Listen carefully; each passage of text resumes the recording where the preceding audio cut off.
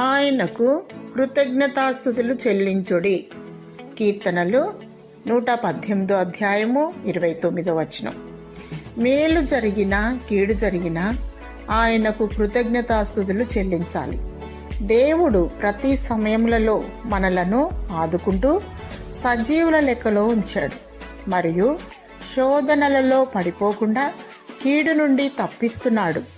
మనము భూమి మీద జీవించుటకు కావలసిన ప్రతి దానిని సమకూర్చి మనలను బ్రతికిస్తున్నాడు. ఎలాంటి అవాంతరాలు, అనారోగ్యం లేకుండా తప్పిస్తున్నాడు.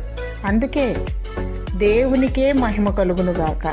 వీటన్నింటికంటే ప్రాముఖ్యంగా ఆత్మీయ జీవాహారం దయచేయుచున్నాడు. ఆత్మీయంగా జీవింపచేయుచున్నాడు. ఆత్మతో అభిషేకించి జీవ మార్గములో నడిపిస్తున్నాడు. దేవుడు చేసిన మేలులకై దేవుని స్తుతించు. ఆత్మతో సత్యముతో ఆరాధించు. ప్రభువైన యేసుక్రీస్తే దేవుడు. ఆయన ఆరాధనలకు యోగ్యుడు. ఆయన ఉన్నవాడు అనువాడు, మొదటివాడు కడపటివాడు, సర్వ యుగములకు రాజయున్నాడు. యుగ యుగములకు సర్వ యుగములకు ఆయనే రాజు.